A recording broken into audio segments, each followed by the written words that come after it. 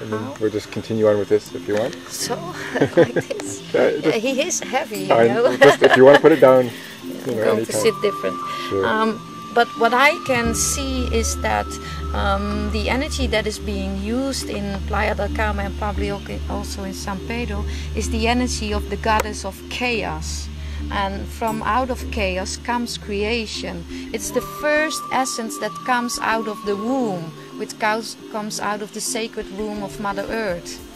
It's completely chaos, but there is also order within chaos, chaos within order. Yeah. But what it also is the complete duality. Crystal skulls were brought here by people from the sky that were called sky gods or sky people. At those places you have all emotions, all at the same time. Like you have to go to it, but if you are able to do so, you come in a sacred space in the middle, and then there is complete silence, complete peace.